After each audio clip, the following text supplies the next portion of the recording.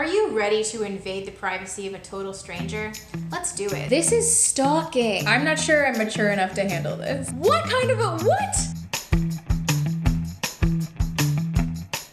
Hi, I'm Joanna and I buy weird things off the internet. That's my thing. I do buy a lot of weird stuff from eBay, and one weird thing you can buy from eBay is a stranger's diary. That's a diary where somebody wrote down all their personal thoughts, like, I have a crush on Scooby-Doo or whatever. Great example. I could have said literally any name, and the only one I could come up with was Scooby-Doo. I don't know what that says about me, nothing good. If someone's diary is for sale on eBay, that means that person's probably dead. I bought the diary, it cost about $40. It says, diary from 1979, romance and despair in Los Angeles. Unknown author, found in an apartment house attic. This diary is 40 years old. Oh, this smells musty AF. Oh, as most old things do.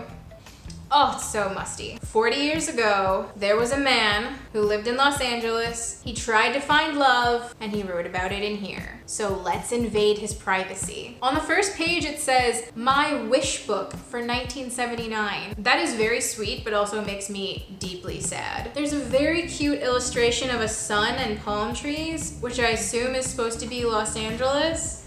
Look how cute. No offense to Los Angeles, but already this diary seems very Los Angeles. I feel like there's gonna be a lot of hippy-dippy stuff in here. Just read the first page of the diary. It's already kind of sad. It's talking about how he's sad that he broke up with his girlfriend. Most diaries I've read tend to be mostly boring and then get into emotions rarely, and I can tell that this person is very emotional right off the bat, and I'm about to go on a sad roller coaster. Usually the whole point of reading someone's diary is to find out their secrets. So far, no murders. Have yet to find a murder in someone's diary. I guess in theory I don't want to find that, but wouldn't it be exciting? But no, it would be bad. It would be bad. It would be indisputably bad.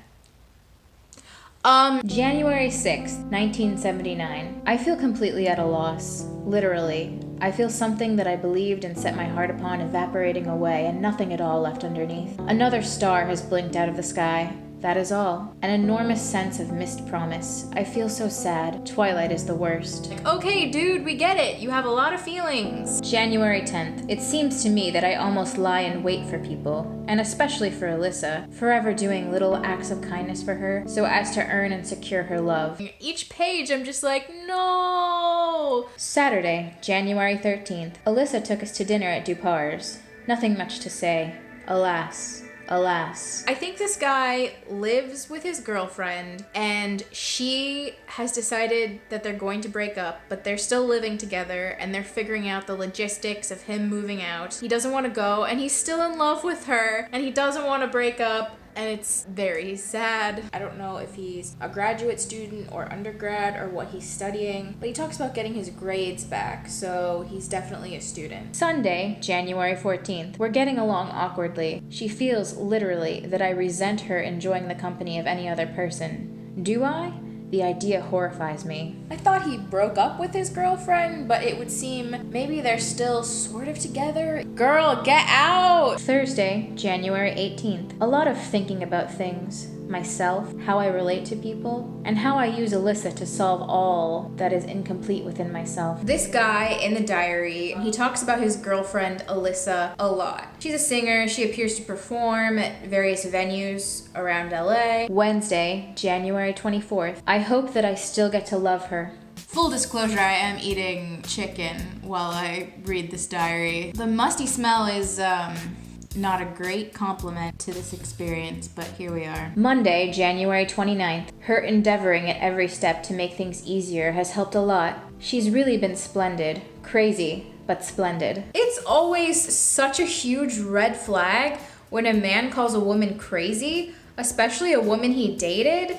That is... Okay, so this dude is an English major. English majors, what are you gonna do with them, man? Friday, January 26th. Being with her was wonderful. We went out to Cantor's for dinner, came home, watched TV, made love. They have sex. sex. It has come to the point in the diary that is formally known as the bone zone. Our diary writer, college dude, is having sex with his ex-girlfriend Alyssa. So I guess they're not broken up. It's very unclear. But also, how sensitive do you have to be to use the phrase made love in your diary? Who talks like that? Just be a normal person and say you took the express train to Pound Town.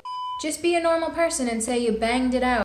Just be a normal person and say you're paddling your canoe to the spaghetti house. He is obsessed with her. Tuesday, February 13th. Do I really understand her? Sometimes I think not at all. I never look or listen well enough, but am all the time projecting my own fantasies and fears upon her. When you have strong feelings for someone and it's not going well, yeah, it's one of the worst feelings. It's hard. He keeps talking about his dreams. I know that a diary is a place for your dreams, and it's better to put them down in a diary than to torture another human being with them, but my God, they are so boring. Saturday, March 10th. I awakened in the middle of the night out of a dream saying, "I can't tell you how much I hate you." It shocked me that I could say that. I'd been dreaming about the relationship, about the separation. His descriptions of intercourse are intensifying. It says, "We made love deeply and strangely, very erotic." You know what? Good for you. Monday, April 30th. Driving home down Hollywood Boulevard, I saw a prostitute. A girl who was all done up and fabulously pretty in a hot way. It is strange. I am so intensely attracted to the idea of a prostitute, but never enough to do it. He's driving down Hollywood Boulevard. He sees a sex worker and says he wants to give her his business, but then doesn't. That's kind of random, but okay. Sunday, May 13th. Alyssa, Alyssa, Alyssa, Alyssa, Alyssa. Oh, lost bird. It kind of seems like he's spiraling. We've all been there. I feel like me and Diary Guy would probably go farther in life if it weren't for being held back by our extremely intense emotions. We're just human beings who feel too much, okay? We feel too much. Friday, May 18th. I stayed home on Monday, trying not to call her. I didn't, but it was hard. Meanwhile, a lot of girls I know randomly called me out of the blue. On Thursday, I got lonely and stupidly called Alyssa. She was incredibly distant. I believe that I will definitely have to honor her desire for distance. I think they're really finally actually breaking up. This Ross and Rachel nightmare is coming to a close. They're really gonna break up. They're really gonna move on. I'm so excited for both of them. A moment ago, I thought I must come up with a plan to win her back this Sunday, but that is stupid. Yeah, it is stupid. They broke up for real, I think, and then they decided to meet up again at a fondue restaurant. Slopping wet cheese into your mouth while you're trying to get over the worst pain of your life. Sunday, May 27th. I am much better now, though the past week was utter hell. I want to give Alyssa a break and leave her alone this week. Okay, he wants to leave her alone. That's progress. We'll take it, I guess. Saturday, June 16th. I resume here 2.5 weeks later, after what was perhaps the most painful time in all my life. Somehow, the anxiety about whether I'd blow it all, I got actually physically ill. At the restaurant, the artificiality of our conversation made me so upset, I got up and stood in the bathroom just to get away a while. Okay, I do feel you on this one. I hide in the bathroom all the time. Sometimes it's the only hiding place we have. When I came back, the wine had arrived. Part of the problem was simply that she was starving. The wine relaxed us both. Do not have intense relationship conversations when you're hungry. That's clearly such a huge mistake. At work, I was obviously upset and nearly cried in front of everyone. I felt furious inside. Around noon, I saw a terrible and bizarre car accident right in front of me. A new gold Cadillac going out of control across the 4-lane freeway. It seemed like the fury inside of me had manifested itself on that car and its driver. This guy made a car accident about his breakup! For some reason, I decided to drink by Alyssa's. It was 12:30, but her light was still on. I suppose I am imagining that if I suddenly appeared somehow, everything could be made better again. I went to the corner and called her. She wasn't there. Alyssa didn't come home that night.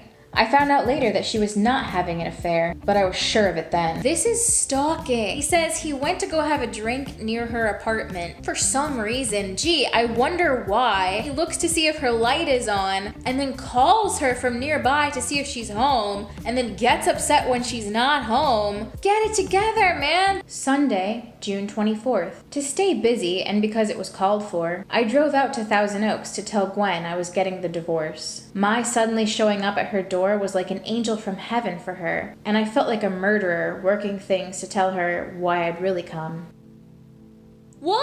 He's married to somebody else who's not Alyssa. So he's mentioned offhand Gwen, like maybe twice, in the whole diary. And I just thought it was a random ex that he barely acknowledged. But it's his ex-wife, but still technically wife. I'm about to read the last entry. I do not know this guy's name. I haven't been able to figure out who he is, so I'm probably not gonna know whether or not he's alive or dead. But the big question remains, will he and Alyssa actually break up or stay together, or will we just never find out? Monday, June 25th. Came home at about 5 o'clock, called Alyssa. I talked about things for a while and ended by asking if I could come over. She said yes, so very sweetly. I stayed over that night.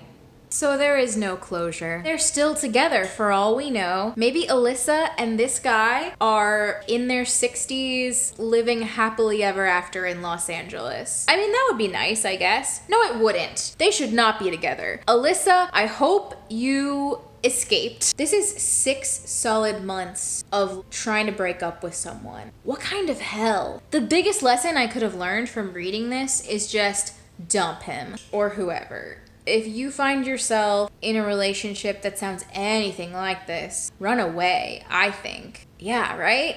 Just, this has to end. Real talk, if you liked this video, please like it. Please subscribe to my channel. Please follow me on Instagram. Please follow me on Twitter. But here's the most important thing. Please share my video. If you have a friend, that one friend who you think would really like this video, share it with them. Thank you for watching though. Subscribe.